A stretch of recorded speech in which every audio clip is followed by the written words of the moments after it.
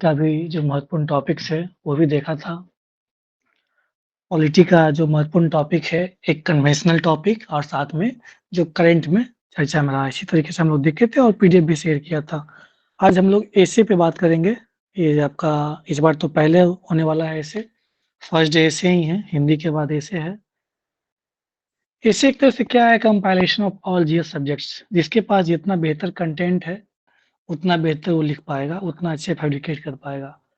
फिर भी कुछ एक्सपेक्टेड टॉपिक जो चर्चा में रहा है अलग-अलग फील्ड से, चाहे वो सोसाइटी से, इकोनॉमी से, पॉलिटी से, साइंस एंड टेक से, आईआर से और कुछ जो महत्वपूर्ण करंट अफेयर्स हो सकते हैं और हमारा बिहार, उससे भी। तो जो महत्वपूर्ण टॉपिक्स है, उसको आप लोग तैयार कर लेंगे। कुछ समस्या आएगी, बाकी हम लोग कुछ सैंपल नोट्स भी दे देंगे, लेकिन इसको अच्छे से पढ़ लेना है।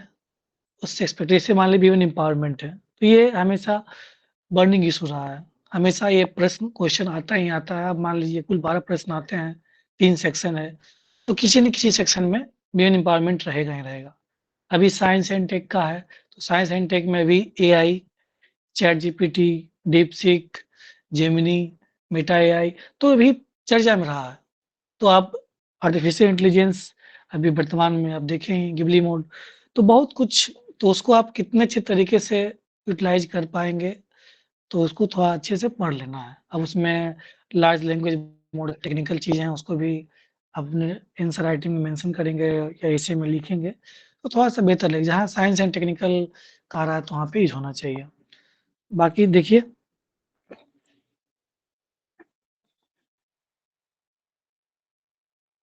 ये साइंस एंड टेक का है। इसमें 4-5 टॉपिक रखा है। एनवायरनमेंट, हाँ, एनवायरनमेंट सबसे महत्वपूर्ण। इसमें भी क्लाइमेट चेंज, यूएनएफसीसी का बात होगा, यूएनसीसीडी का बात होगा, यूएनसीवीडी का बात होगा। वर्तमान में भी जो रिपोर्ट हुआ या कॉप 29 हुआ, उसकी क्या स्थिति रही, कौन-कौन सा प्रोविज़न लागू किया गया, किस हद तक हम लोग अचीव कर पाए हैं, क्या ये विडंबना ही है, क्या सच में हम लोग अचीव कर पाए हैं कुछ? जिस तरीके से अभी रैंडम थाईलैंड में आया, म्यांमार में आया, हर एक तरह डिज़ास्टर आ रहा है, तो क्या हम लोग प्री इंडस्ट्रियल लेवल का जो टेम्परेचर है उसको अचीव कर पाएँगे?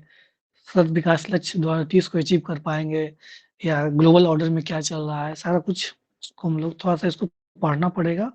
ये टॉपिक पे तैयारी करना होगा। सोसाइटी, पॉलिटिकल और सोसाइटी दोनों, जो वीमेन एम्पावरमेंट है, योगा है, जो देखेंगे इकोनॉमी हो गया, बिहार से संबंधित। और ये मैंने अप्रोच बताया था कि बहुत सारे डायमेंशन है, उस डायमेंशन 3 एसे है हम लोग को लिखना है।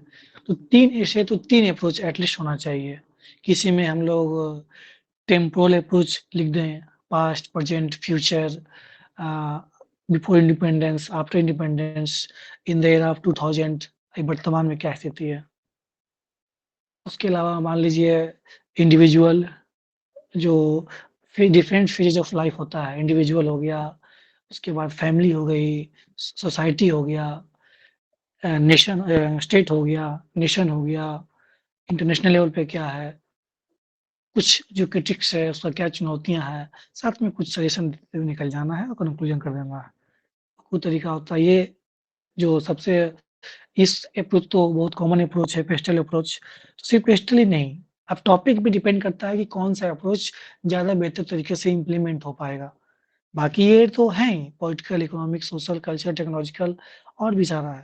तो इस अप्रोच पे भी ध्यान देना है कि जहाँ पे आप टोटली ब्लैंक होंगे, तो इस अप्रोच को लेकर के, क्योंकि कुल 10 पेज में लिखना है, 12 पेज होते हैं, तो प्रयास करें कि कम से कम 8 पेज तो ज़रूर लिखें मिनिमम, उससे तो कोई मर्ज़ी नहीं है, क्योंकि 800 वर्ड में तो लिखना ही हर हाल में। लेकिन प्रयास करें कि 10 पेज टारगेट लेके चलें। First page introduction, last 10th page conclusion, बाकी 8 पेज आपका बॉडी पार्ट रहेगा और वो अलग-अलग डायमेंशन रहेगा। अब डायमेंशन भी सब डायमेंशन रहेगा, कुछ हम एग्ज़ाम्पल भी देखेंगे आज। ये सोशियोलॉजिकल में क्या-क्या डायमेंशन है, इस पे हम लोग देखे थे। ठीक है, तो अब बाकी इधर फिर एक ऐसे एग्ज़ाम्पल लिया हूँ। ये कनेक्टर्स है, कौन-कौन सा कनेक्टर्स हो सकता है। कंक्लूजन का ये है, ये एक एग्ज़ाम्पल है, ऐसे कैसे लिखना है उसको लिखा है। ठीक है, हम लोग पहले टॉपिक देख लेते हैं, टॉपिक्स में क्या-क्या होना चाहिए और अगर तैयारी नहीं किए हैं तो इसको ज़रूर अच्छा सा नोट्स बना लेंगे। साइंस एंड टेक्नोलॉजी में ये आपका लास्ट ईयर प्रश्न आया था, मिस्ट्री ऑफ यूनिवर्स। हमेशा चर्चा में रहा है, हिग्स बोसोन मॉडल है, बिग बैंग थ्योरी है, आपका न्यूट्रॉन, पॉजिट्रॉन, इलेक्ट्रॉन, तो ये वो साइंटिफिक चीज़। अब ये science and technology mystery of universe, सिर्फ यूनिवर्स का मिस्ट्री का उसको अब कहाँ-कहाँ आप इंटरलिंक कर सकते हैं। और अगर साइंस एंड टेक बेहतर जानकारी है, तो इस प्रश्न को आप अटेम्प्ट कर सकते हैं, लेकिन जब ये प्रश्न हो तो ये सब थ्योरी आना चाहिए। अब साइंटिस्ट का भी नाम आना चाहिए, चाहे एल्बर्ट आइंस्टीन का है या न्यूटन का है, स्टीफन हॉकिंग्स का है, उनका भी एग्ज़ाम्पल देकर के जस्टिफाई करना होगा। ड्यूअल थ्योरी ऑफ पार्टिकल बहुत सारा कुछ है, उसको इंटेग्राइज़ करके उसके बाद उसको उस चीज़ को आप दिखा सकते हैं, सोशल कॉन्टेक्स्ट में भी, वर्तमान कॉन्टेक्स्ट में भी, कि अगर हम लोग मिस्ट्री ऑफ यूनिवर्स के बारे में जान जाएँ, तो कितना बेहतर हो सकता है। जैसे एनर्जी सिक्योरिटी को लेकर के, वर्तमान में अगर जो पॉज़िट्रॉन का हम लोग कैसे एक्सपेंशन हो रहा है या कैसे न्यूक्लियर फ्यूज़न हो रहा है, कैसे न्यूक्लियर फिज़न हो रहा है, अगर वो हम लोग बेहतर तरीके से जान जाएँ, बहुत उसकी अच्छी टेक्नोलॉजी हमारे पास आ जाए, कॉस्ट इफेक्टिव हो जाए, तो सोसाइटी में कैसे सोसाइटी के लिए वेलफेयर हो सकता है, उसको लिंक कर सकते हैं। तो ऐसे में आप बहुत ज़्यादा जीएस का नहीं, लेकिन प्रयास उसमें होता है कि डायमेंशन के साथ-साथ वो एक फ्लो अप्रोच हो, कंटीन्यूअस अप्रोच हो। ये टॉपिक भी रहा आया था last year, the modern communication revolution has revolutionised human aware means of communication and technology. वही संचार व्यवस्था के बारे में बता रहा है। अभी जो आईसीटी का दौर है, सोशल मीडिया है, उसमें इंस्टाग्राम, सर फेसबुक। हुँ, सर सर ये सेकंड वाला जो ऐसे है, हुँ, हेलो, इसमें पार्टिकुलरली बोल रहा है कि ह्यूमन अवेयरनेस जो है कम्युनिकेशन के बारे में, हाँ, उसको कैसे रिवॉल्यूशनाइज़ किया है? इसने कम्युनिकेशन का रिवॉल्यूशन नहीं पूछा है, इसने पूछा है कि ह्यूमन अवेयरनेस ओहो! जो है बस उस पॉइंट को तो कम कैसे तो रिवॉल्यूशनाइज़ किया है? कम्युनिकेशन एंड टेक्नोलॉजी के माध्यम से ही ना, नहीं, नहीं सर कम्युनिकेशन वो एंड वहाँ टेक्नोलॉजी के पे माध्यम अवेयरनेस, से hello, modern communication revolution has हाँ, revolutionized human aware। हाँ, ह्यूमन अवेयर तो ह्यूमन जब से अवेयरनेस, क्या आप नहीं बताएँगे, सोशल मीडिया के बारे में नहीं बताएँगे आप? सोशल मीडिया कैसे हेल्प किया है? ये तो एक कॉन्टेक्स्ट होगा ना, अलग-अलग कॉन्टेक्स्ट होगा। ये मैं एग्ज़ाम्पल दे रहा हूँ कि सिर्फ़ आप ये नहीं कि आप सिर्फ़ सोशल मीडिया के बारे में चर्चा करेंगे। अब अवेयरनेस क्या-क्या, मान लीजिए सोशल मीडिया से दोनों बेनिफिट हुआ, अब उसमें क्रिटिक्स भी है। क्रिटिक्स ये है कि आपको मॉब लिंचिंग भी हो रही है। ह्यूमन अवेयरनेस तो हुआ, अवेयरनेस ये हुआ कि आपकी ट्रांसपेरेंसी आ गई, डिसेंट्रलाइज़ेशन हो गया। अवेयरनेस ये हो गई कि आप राइट टू रिकॉल की माँग करने लगे हैं, राइट टू रिपेयर की माँग करने लगे। पॉलिटिकल कॉन्टेक्स्ट में बात हो सकती है। अभी वर्तमान में जो स्थिति है, chat GPT, science and technological intervention हो सकता है कि अवेयरनेस तो हुआ, लेकिन साथ-साथ हमको आज ये ज़रूरी है कि अभी इस दौर में डिजिटल डिवाइड का दौर अभी भी है। एक ऐसा जनरेशन है, जो आपका एकदम पूर्ण रूप से जानता है हर चीज़। अभी वर्तमान में 3 जनरेशन चल रहा है, जेन ज़ी है, एक अल्फ़ा है और एक मिलेनिया है।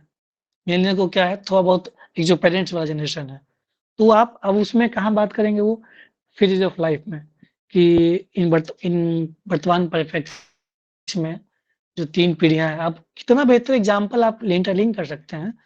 कहने का मतलब है कि कम्युनिकेशन टेक्नोलॉजी के माध्यम से कैसे ह्यूमन अवेयर हुआ और वो कैसे ह्यूमनाइज़्ड किया। तो तो सर एक वहाँ जगह पे क्रांति थोड़ी आता है, सर वहाँ पे वर्ड हर एक छूटा फ़ील्ड हुआ में है। आएगा।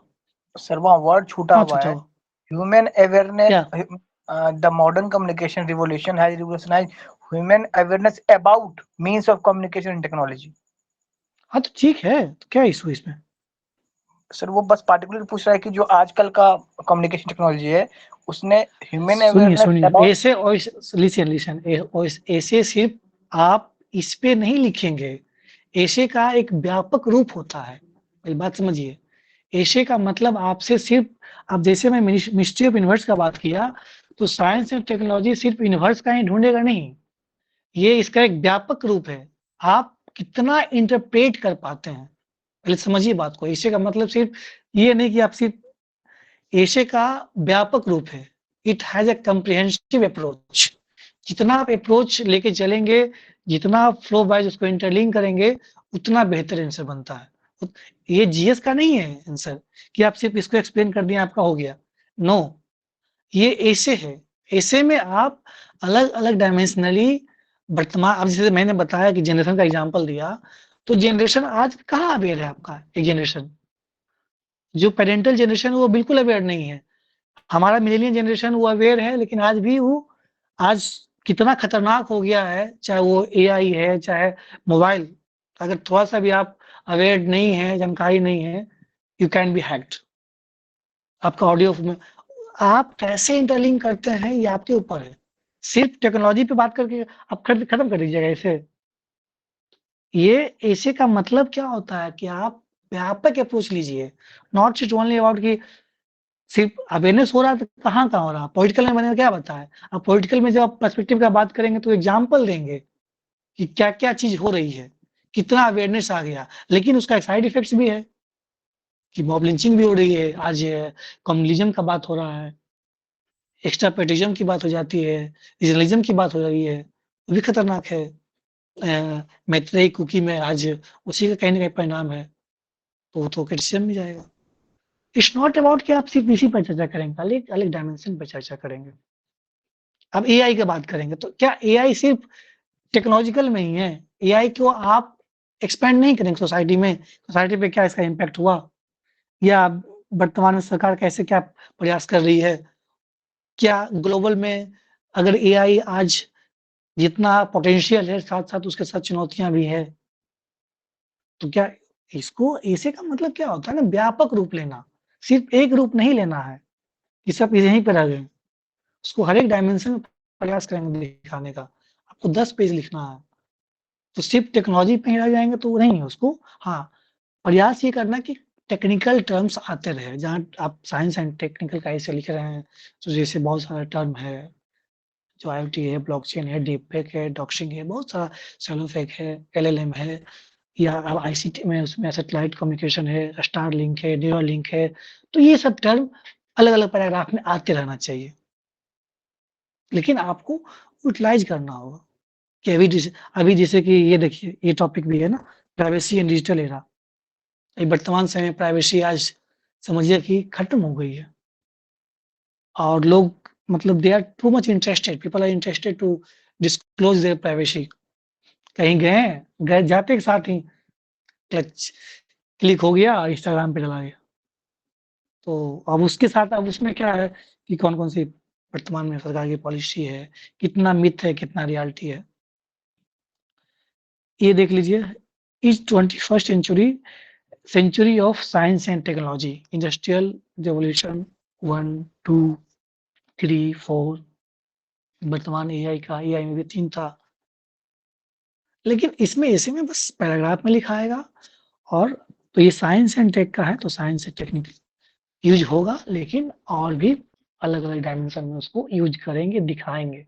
पॉज़िटिव, लास्ट में नेगेटिव या एक चुनौती दिखाते हैं, उसका क्या परिणाम है, क्या लिंक करना होगा। सिर्फ़ ऐसे नहीं कि आप सिर्फ़ टेक्निकल टर्म में ही रह जाएँगे। ऐसे का मतलब ये नहीं होता है, उसका मतलब ये है ना निबंध, बिना बंधा हुआ। उसके बहुत व्यापक रूप हैं। They are not closed, they are totally disclosed, totally unclosed. जितना उसको आप ओपन करें, जितना डायमेंशन में लिखें, उतना बेहतर से होता है। ये देखिए एनवायरनमेंट पे ये लास्ट ईयर आया है क्लाइमेट चेंज, तो क्लाइमेट चेंज को पढ़ना है। क्लाइमेट चेंज में आप वहाँ से शुरू कर सकते हैं।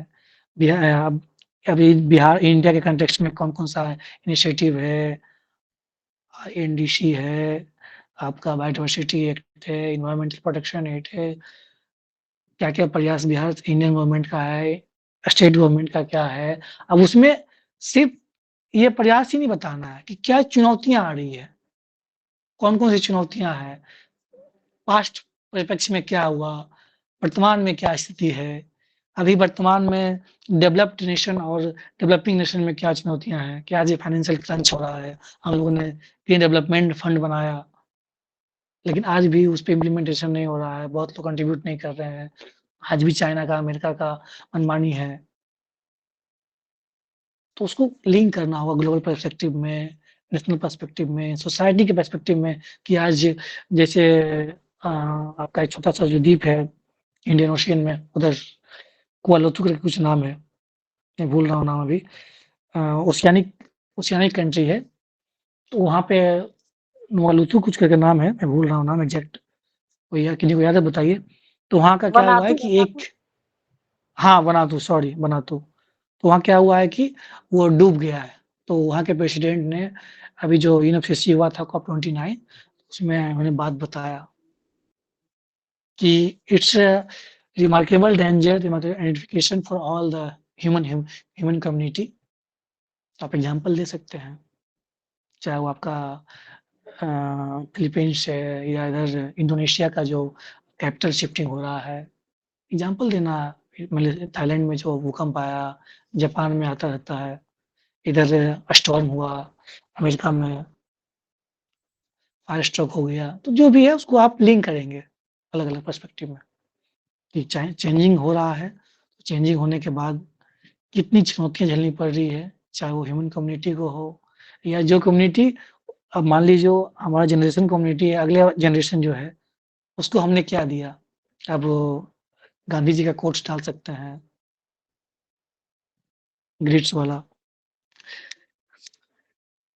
अर्थ का जो सोर्स है, it's only for needs not for grids, जो भी है उसको बान की मून का कोट्स है सस्टेनेबल डेवलपमेंट के बारे में, कैसे वो इकोनॉमिकल, पॉलिटिकल सारा कुछ पूरा करता है। तो कोट्स से भी लिंक करना होगा और साथ-साथ कुछ अगर आपको ऐसा पता है श्लोक, उसका भी श्लोक को भी ले सकते हैं। इंग्लिश में कोट्स भी आए, श्लोक भी आए। ये देखिए सोसाइटी और पॉलिटिकल में विमेन एम्पावरमेंट, ये तो चर्चा में विमेन एम्पावरमेंट में अब देखिए इसको पूरा पढ़ लेंगे। अब ये जो आया था ऐसे लास्ट ईयर वो आया था पॉलिटिकल एम्पावरमेंट, राजनीतिक, लेकिन सारा पढ़ लेंगे, सोशल, इकोनॉमिक, पॉलिटिकल, साथ में एजुकेशन में क्या स्थिति है अभी अलग-अलग फील्ड में, फिलॉसफी में, स्टेम।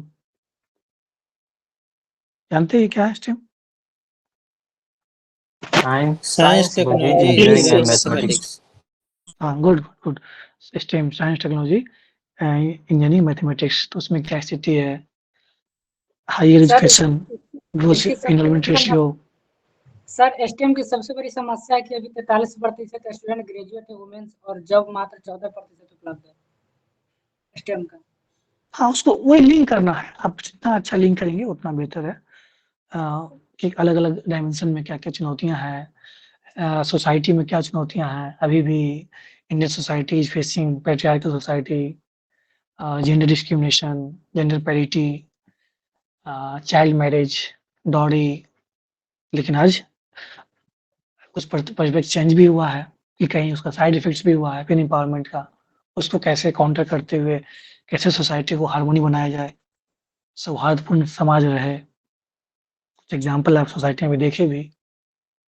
तो एनेक्डोट के माध्यम से अब हम एनेक्डोट हमारे पास ये भी है, मदर टेरेसा एक सोसाइटी में मदर टेरेसा भी है और कुछ अभी रिसेंट एग्ज़ाम्पल भी देखने को मिला। तो कितना बेहतर आप वर्तमान परिप्रेक्ष्य, पास्ट परिप्रेक्ष्य, पहले मैत्रेयी भी थी, जो बहुत बड़ी स्कॉलर थी। तो डिपेंड करता है उसको अच्छे से लिंक करना है, बहुत बढ़िया से लिंक कर सकते हैं और कोट्स कोट्स तो जैसे कि बी आर अम्बेडकर साहब का है, I measure the progress of community by the degree of progress, कि मैं किसी भी समुदाय का विकास तभी मानता हूँ जो उस समुदाय की महिलाएँ कितनी विकास की है। कॉफी अन्नान का है, एम्पावर वीमेन एम्पावर कम्युनिटी। तो ये सब कोट्स देखिए सिंपल कोट्स है, बहुत अच्छा कोट है। एम्पावर वीमेन एम्पावर कम्युनिटी मतलब 1-2 लाइन का एकदम सिंपल सीधे एक लाइन में याद से याद भी रहेगा। इकोनॉमिक एम्पावरमेंट में क्रिस्टीन लिगार्ड का है, then women do better, economy do better. ये सब याद रखना है कोट्स। बाकी तो ये तो जानते हो सब तो है ही, रमन्ते तत्व देवता और भी है। लेकिन इस सब कोट्स को याद रखेंगे और उसको यूटिलाइज़ करेंगे। ये भी लास्ट ईयर आया था 69 में योगा का इम्पोर्टेंस, उस समय योगा चर्चा में भी योगा चर्चा में है, तो इसको एक बार देख सकते हैं। इसका क्या हेल्थ के पर्सपेक्टिव से कितना महत्वपूर्ण है, हमारा diplomacy, soft diplomacy global diplomacy या अभी जो युद्ध के रीजन में युद्ध इन द रिल्म ऑफ युद्धा, how can we focus on Buddha, जो हमारा जैन बुद्धा है, जैन है, हिंदुइज्म का भी लिबरल फॉर्म, मतलब उसको आप इंटरलिंक कर सकते हैं फिलोसफिकल या in philosophical and religion perspective in context. ये एजुकेशन नीट एजुकेशन पॉलिसी आया था लास्ट ईयर, उसका क्या एडवांटेज है, क्या डिसएडवांटेज है।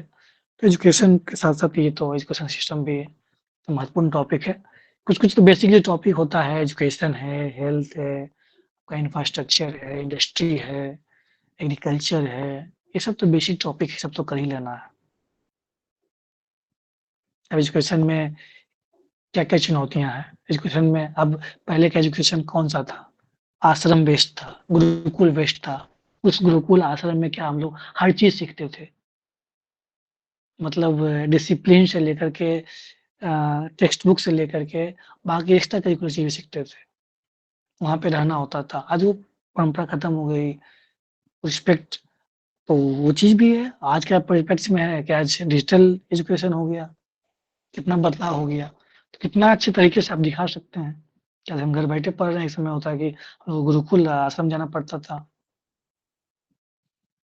उस समय की चुनौतियाँ ये था कि महिलाएँ कम पढ़ने जाती थी या मतलब उसको नहीं किया गया था। तो उसक वो भी सेक्शन है, उसकी बात करेंगे सोसाइटी में जब बात करेंगे। यूथ का जब बात होगा तो ग्रोथ एनरोलमेंट रेशियो की बात होगी। साथ-साथ यूथ का एम्प्लॉयमेंट की बात होगी कि एजुकेशन ऐसा हो जो कि वोकेशनल ट्रेनिंग पे बेस्ड हो, स्किल बेस्ड हो, रेदर देन मार्क्स बेस्ड हो। तो उसको लिंक करते हुए आगे बढ़ना होगा। बाकी जो कमीशन आया है, कोठारी कमीशन या अभी उसको भी बता देंगे लास्ट में। कुछ एग्ज़ाम्पल दे देंगे। जैसे मलाला यूसुफ़ज़ई का कोट्स है, one pen, one book can change the world, one book, one pen इसी तरह का है, कैन चेंज द वर्ल्ड। ये सब कोट्स बहुत अच्छा कोट्स है, इसको याद रखेंगे। एजुकेशन पे है, जैसे कि literacy is a bridge from misery to hope. किसी की शिक्षा तो माइज़री से होप, तो कष्ट से वो कितनी आशा की रूप में थी, कॉफी अनन का कोट्स है। कोट्स है Education is तो the तो weapon. याद Education रखना is ये quotes. that weapon which can change the world, sir. हाँ, बिल्कुल। नेल्सन मंडेला का कोट्स है APJ ये। Plan. नहीं, नेल्सन मंडेला का है। जी, sorry, तो sir. इसको याद रखें। ग्रेटा ये देखिए थनबर्ग का संडे मूवी, क्या है बताइए? इसका क्या इसका कोट्स है? सैटरडे मूवमेंट था, ब्ला ब्ला करके ब्रिटेन के प्रधानमंत्री को बहुत कुछ बोली थी कि आप लोग कैसे इतना गैर जिम्मेदार हो सकते हैं हम लोगों के खातिर। हाँ, ये क्लाइमेट चेंज में यूज़ करिएगा। वो ग्रेटा थनबर्ग क्या है? क्लाइमेट एक्टिविस्ट है ना, उसको क्लाइमेट चेंज में यूज़ करेंगे। तो क्या वो मतलब एजुकेशन को लेके बोली थी क्या? नहीं, मुझे तो क्लाइमेट जहाँ चेंज तक को लेकर याद है कि तो वही तो क्लाइमेट चेंज का आप एक्सप्लेनेशन किया, वहाँ पे आप स्टोरी बता सकते हैं कि ones summit of UNFCCC, smallest, one of the world's smallest activist, climate activist, her named Greta Thunberg, which opposed जो भी मतलब पूरे वर्ल्ड को ग्लोबल लेवल पे उन्हें चैलेंज किया, चुनौतियां दिया। कितना बेहतर हुआ है एग्जाम्पल, वहां से आप ऐसे को स्टार्ट कर सकते हैं कि एक छोटी सी बच्ची जब इतने अवेयर्ड है और अकेले जब कोई नहीं उसके साथ गया तो अकेले जाकर के स्कूल के बाहर बैठ गई और उसने मूवमेंट को स्टार्ट किया। वो एक स्टोरी बन सकता है। क्लाइमेट चेंज करेगा तो इसको आप लिख सकते हैं। बिल्कुल, बहुत अच्छा आपने बताया। तो इससे जैसा देखिए ऐसे का क्या है ना, जितना बेहतर आप पढ़े लिखे रहेंगे, आप कितना अच्छा आप रिप्रेजेंट कर दें। लेकिन उससे पहले ब्रेनस्टॉर्मिंग करना है 15 मिनट बेहतर तरीके से। ऐसे का है 45 मिनट्स आप लेके चलेंगे, 3 ऐसे है, 1-1 घंटा, 15 मिनट एकदम अच्छे से ब्रेनस्टॉर्मिंग करेंगे, एकदम सारा एस्पेक्ट्स, कौन-कौन एस्पेक्ट्स होगा, कौन-कौन कोट्स घुसा देंगे। जैसे भी इंपॉर्टेंट पढ़े, तो आपके पास मान लीजिए 4-5 कोट्स कोट्स याद किए होंगे, 2-3 कोट्स लिख लेंगे, जस्ट क्वेश्चन पेपर पे ही, और उसको आप इंटरलिंक करेंगे, जब अलग-अलग डायमेंशन की बात करेंगे तब। कौन-सा गोल है, एडीजी गोल कौन-सा है, या मार्गारेट थैचर क्या बोली है, या क्रिस्टीन लेगार्ड क्या बोली है, उसको आप जहाँ पे लिंक कर लें, फिर कुछ अगर वैदिक में, कुछ वैदिक ट्रेडिशन में कुछ याद है टेक्स्ट बुक का, वो यूज़ कर लीजिए। कुछ शायरी 2 लाइन का अच्छा है, उसको लिख लीजिए। जो समय से पीछे रह जाते हैं, वो बिखर जाते हैं, जो समय के साथ चलते हैं, वो निखर जाते हैं। टाइमिंग का है या सेल्फ इम्प्रूवमेंट का है, बहुत कुछ है। कैसे आप यूटिलाइज़ कर पाएँगे? इंग्लिश वाले भी लिख सकते हैं, बस वो लिखाएगा जेड-ओ जो जे-ओ ऐसे करके लिखाएगा, लेकिन उसको इन्वर्टेड कॉमा कर देंगे। ठीक है, आगे बढ़ते हैं। ये है तमिल वर्सेस हिंदी। अभी लैंग्वेज कॉन्फ्लिक्ट, अब लैंग्वेज कैसे, अभी वर्तमान में क्या है, language is the bridges. It's not about only a nation, a state, all over the world.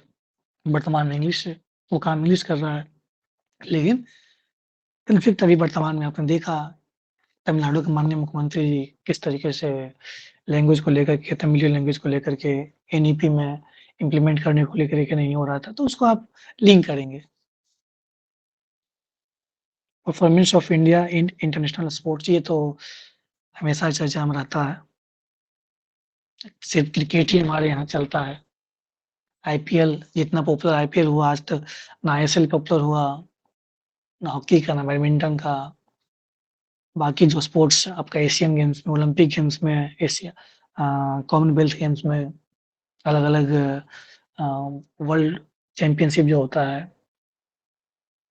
तो उसको लिंक करना होगा कि क्या चुनौतियाँ हैं, कितना इंफ्रास्ट्रक्चर्स अभी भी हम लोग target Olympic top target Olympic podium committee है, अलग-अलग स्पोर्ट्स हब बन रहा है, बिहार कंटेक्स्ट में स्पोर्ट्स सिटी बन रहा है, लेकिन चुनौतियाँ क्या है?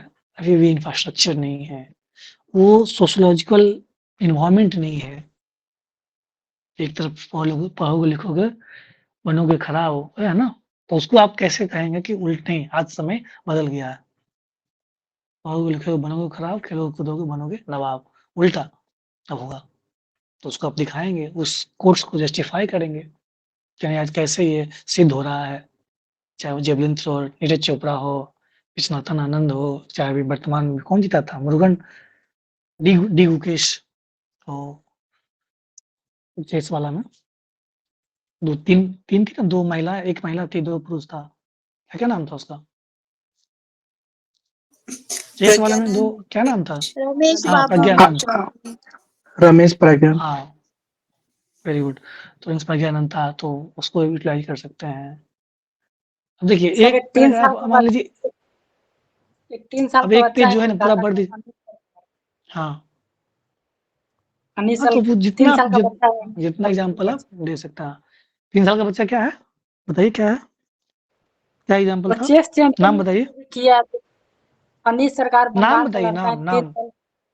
अनिश सरकार नाम है उसका सर। अनीश सरकार, ओके, ठीक। हाँ, तो ठीक चेस है, में तो बहुत उसको कुछ भी किया याद है। कर सकते हैं।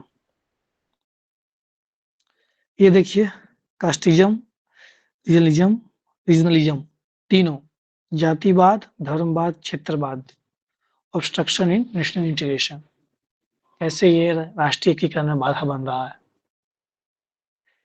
अब जैसे देखिए, कास्टिज़्म जान ही रहे हैं कि आज भी जो हमारे यहाँ इलेक्शन सिस्टम है, वोटिंग सिस्टम है, या जो हमारा पॉलिटिकल हायरार्की है, मंत्री का भी जब चयन होता है, तो देखा जाता है किस कास्ट के कितने लोग हैं। अभी वर्तमान में कास्ट सर्वे हुआ बिहार में, या पॉलिटिकल लेवल पे इलेक्शन में, उससे पहले पूरा मुद्दा उठ रहा था कि कास्ट सर्वे कराया जाए। कितना अधिक महत्वपूर्ण है, एक तरफ है कि हाँ, ये डेटा अगर सही तरीके से मिलता है, तो जब कैटेगराइजेशन होगा, सब कैटेगराइजेशन होगा, ओबीसी का, एससी का, तो जो कैटेगरी है, जो जो जिस कम्युनिटी के लोग फ़ायदा उठा लिए हैं या आगे बढ़ चुके हैं, उसको नहीं मिले, उसको कम मिले। एक बेनिफिट ये है, नुकसान ये है कि कहीं न कहीं we are promoting more casteism which divide the society, which promotes more casteism, जो कि सोशल हार्मोनी के लिए ठीक नहीं है। रिलीजनिज्म आज भी वही जो माइनॉरिटी पीपल है, तो हिंदुइज्म को इतना बढ़ावा दिया गया है, या जिस क्षेत्र में जहाँ पे माइनॉरिटी सेक्टर है, जहाँ पे चाहे वो मान लिया अलग-अलग क्षेत्र में अलग-अलग कम्युनिटी के लोग माइनॉरिटी हो जाते हैं। कहीं-कहीं हिंदू भी माइनॉरिटी में है, तो पीड़ित होते हैं। कहीं न कहीं ये चैलेंज है हमारे सोसाइटी के लिए, हमारे एडमिनिस्ट्रेशन के लिए। तो वो कहाँ-कहाँ अफ़ेक्ट कर रहा है उससे? सोसाइटल डेवलपमेंट में, एडमिनिस्ट्रेशन एफिशिएंसी में, एथिकल रूप से कितना गलत है? या वो फिर जो फ्यूचर जनरेशन है उसका कितना गलत इफ़ेक्ट हो सकता है? उसको लिंक करना होगा। सर रीजनलिज़्म एग्ज़ाम्पल दे सकते हैं। हाँ, बताइए? सर कास्ट सेंसस के बारे में अगर ज़िक्र करेंगे तो पॉजिटिव वे में उसका बताएँगे कि नेगेटिव बताएँगे? नहीं, देखिए आप लिख जैसे जब कास्ट सेंसस का ज़िक्र करें ना, पैरा 1 लिखें, ठीक है? पैरा 1 में बताएँ कि caste census recently Bihar government has done cast सर्वे यहाँ से कर्नाटका किया, ठीक है? अब उसका एक पैरा में लिख दीजिए कि हाउएवर इट हैज़ या स्टार्टिंग में नेगेटिव लिख दीजिए, फिर सेकंड पैरा में नेगेटिव लिखिए, थर्ड पैरा में पॉजिटिव लिख दीजिए। However it promotes the caste discrimination in society, promotes role of caste in election systems, voting patterns. But other side, it also it becomes more important to analyze the exact data of various community, how much they developed, कितना they develop किया है, so that we can develop overall development of the society. We can create जैसे जानते हैं ना, as we know poverty is the क्या था एक extreme form of violence Mahatma Gandhi को लिंक कर दिए, फिर लिख दिए कि अगर पूरा सोसाइटी का डेवलपमेंट हो जाता है तो एक्सट्रीम वायलेंस का मैटर ही नहीं रह जाएगा। तो स्वतः spontaneously our society, our state, our nation become developed. तो जब कास्ट सर्वे का जिक्र किए, पहला पैरा में लिखे एग्जाम्पल्स के साथ, दूसरा पैरा में कुछ नेगेटिव लिख दिए, तीसरा पैरा में पॉजिटिव के साथ आगे बढ़ गए, खत्म हो गया। 3 पैरा बनाइए। ऐसे का मैं बार-बार बोल रहा हूँ, देखिए ये एकदम रखना है 3 पैरा में, 40-40 वर्ड का, 120 वर्ड या 100 वर्ड, तो 35-35 चर्चा करेंगे टॉपिक जिसके बारे में, जैसे मान लीजिए चुनौतियाँ हैं, क्या चुनौतियाँ हैं? महिलाओं के साथ क्या चुनौतियाँ हैं? बच्ची के साथ क्या चुनौतियाँ हैं? बच्चे के साथ क्या चुनौतियाँ हैं? चाइल्ड लेबर का चुनौतियाँ हैं, चाइल्ड ट्रैफिकिंग होती है, आज भी चाइल्ड पोर्नोग्राफी चुनौतियाँ हैं ये सोसाइटी में। फिर क्या है, अभी वर्तमान स्थिति क्या है? उसको कैसे हम लोग काउंटर कर पा रहे हैं? क्या कुछ स्कीम भी है तो स्कीम लिख दीजिए, कुछ सजेशन है आगे बढ़ जाइए, चाइल्ड के कॉन्टेक्स्ट में हो गया। लेकिन मैं बताऊँ, जब एक टॉपिक बात करेंगे तो प्रयास करें कि जहाँ नेगेटिव लिखें तो पॉजिटिव ज़रूर लिखना होगा। उसको लिंक करेंगे, कोट के साथ जस्टिफाई करेंगे, श्लोक के साथ जस्टिफाई करेंगे, शायरी का जस्टिफाई करेंगे। वैसे भी है, अब इसमें एग्ज़ाम्पल ज़रूर देना होगा, एक भारत श्रेष्ठ भारत वाला एग्ज़ाम्पल।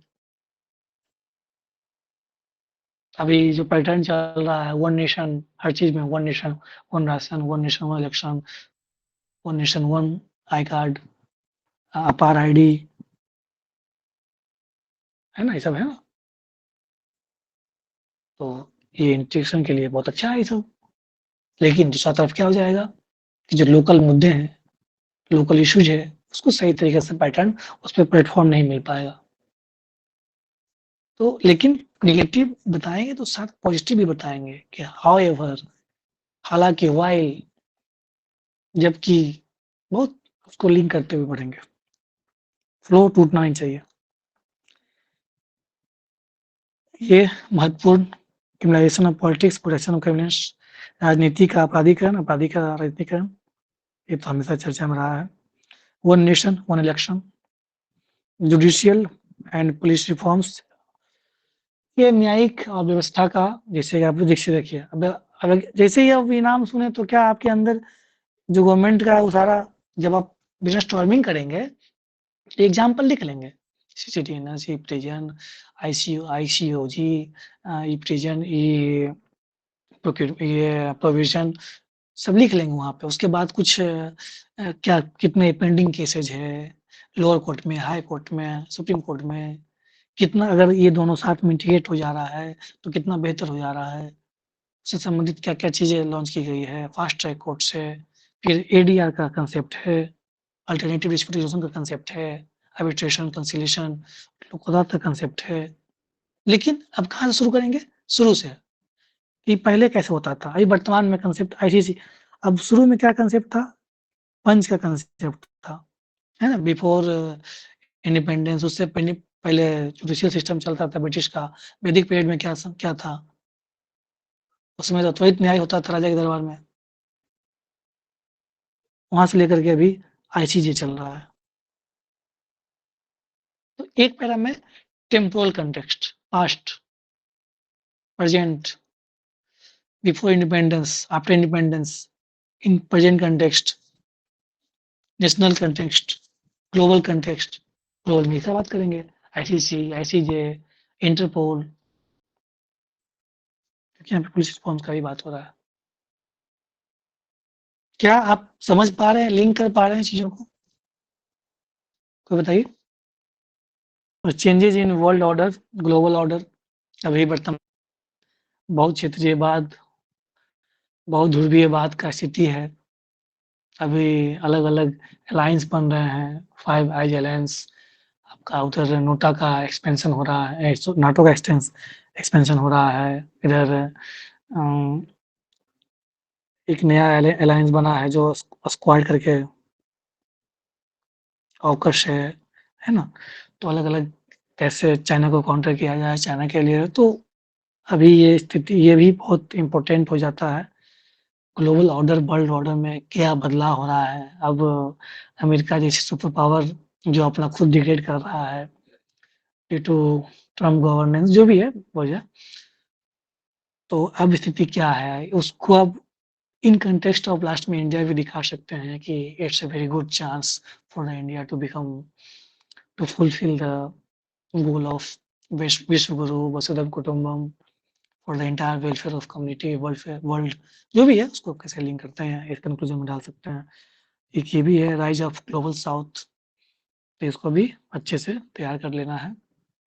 स्टार्टिंग में क्या स्थिति थी, नेम से ही पहले क्या स्थिति था, कॉलिज्म का दौर था, उससे पहले मर्सेंटाइलिज्म का दौर था, अभी वर्तमान में क्या स्थिति है, न्यू कॉलिज्म, और अभी जो क्या चल रहा है उसको क्या नाम दिया गया है प्रोफेसर? अभी जो ट्रम्प का कुछ नाम दिया गया है, मैं भूल रहा हूँ अभी नाम, उसको एक अच्छा नाम पढ़ा था, धन का ह्यूज अमाउंट। उसी तरीके से अभी है कि आप या तो रिसोर्स दीजिए, अपना तेल दीजिए, एग्जाम्पल से जस्टिफाई करेंगे, चाहे यूक्रेन का एग्जाम्पल हो या मिडिल ईस्ट का एग्जाम्पल हो, कि अगर रहना है साथ में तो आपको उनका बात सुनना होगा। इकोनॉमी, ये लास्ट ईयर आया था एग्रीकल्चर सिस्टम पे। एग्रीकल्चर तो हमेशा एग्रीकल्चर, इंडस्ट्री में इंफ्रास्ट्रक्चर सारा हो जाएगा। सर्विसेज में आईसीटी तो है ही, बाकी और जो सर्विसेज हैं, तो ये तीनों तो रहता है इम्पोर्टेंट। उसके अलावा job creation, youth, unemployment, challenges, solution, black money, ये भी आया था। ये देखिए, ये बहुत महत्वपूर्ण है। Tariff and protectionism, it is a call of globalization. Tariff और संरक्षणवाद, क्या ये कहीं न कहीं ये वैश्विक मंदी का ही आहट तो नहीं है, दौर तो नहीं है आने वाला है?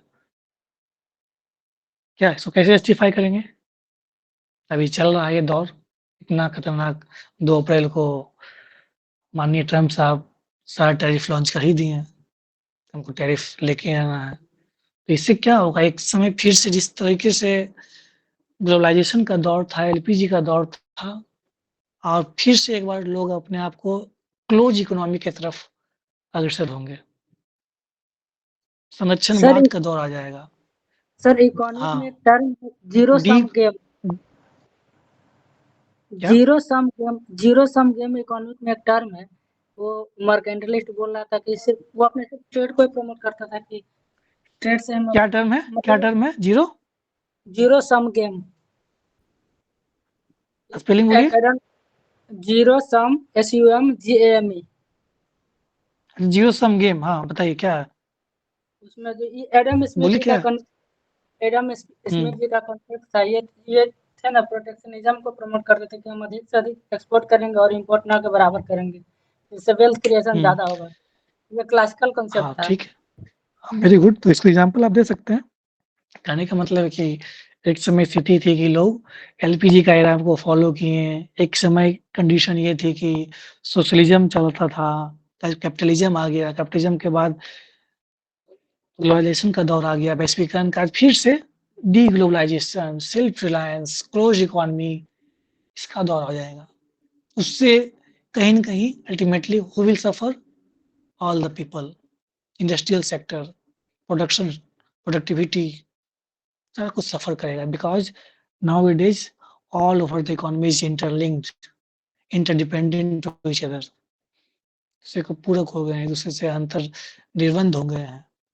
स्थिति आज ये है कि ये, तो उसको दिखाएंगे अलग अलग एग्जाम्पल के माध्यम से, पहले के बाद अभी का स्थिति, ये कुछ कुछ स्कॉलर के माध्यम से दिखाएंगे, उनका जिक्र करेंगे।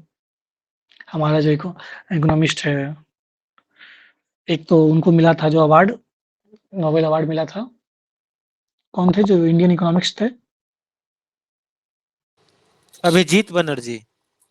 Abhijit Banerjee, very good. अभिजीत बनर्जी, अमर्त सिंह। हाँ, अभिजीत बनर्जी, उन्होंने, उनको मिला था बिहेवियरल इकोनॉमिक्स पे, उनको मिला था बिहेवियर की कैसे हम स्टडी करेंगे, तो वो भी कंसेप्ट था कि हम लोग स्टडी करने के बाद इकोनॉमी डेवलप करेंगे, तो उसको आप लिंक करेंगे अलग-अलग इकोनॉमिस्ट के माध्यम से। और अमर्त्य का तो था ही कि वो इंक्लूसिव डेवलपमेंट का उनका था कि समावेशी विकास हो, वेलफेयर बेस्ड इकोनॉमी हो। सर उनका एक ये लिंक फेमस करना कोट है। है, उनका एक फेमस कोट है इनका अमर्त्य सेन जी का, कि भविष्य में हमें जो नियोजन में वस्तुओं से अधिक मानव पर जोर देना चाहिए भारत के नियोजन में। हाँ, ये भी है ना कि economy should be based on human centric rather than profit centric. Economy का मूल मकसद क्या है कि वो ह्यूमन सेंट्रिक हो, ह्यूमन को लाभ मिले, ह्यूमन वेलफेयर को मिले, ना कि वो प्रॉफिट सेंट्रिक हो। आज क्या ये टैरिफ वाला क्या है कंडीशन? यही ना है कि सिर्फ it is totally focused on profit centric, अधिक से अधिक कैसे लाभ कमाया जाए। ये नहीं देखा जा रहा है कि उससे कितना नुकसान हो जाएगा पूरे वर्ल्ड जीडीपी का, ग्लोबल जीडीपी का नुकसान होगा। अभी वर्तमान में जो ग्लोबल जीडीपी है लगभग अराउंड 4 के लमसम है। इस बार जो डेटा है वो कम गया है, घटा है जीडीपी वर्ल्ड का, पूरे वर्ल्ड का, और घटेगा ही, तो उससे क्या होगा? रिसेशन आ सकता है। ये बिहार का महत्वपूर्ण topic, backwardness of Bihar, agriculture, industry.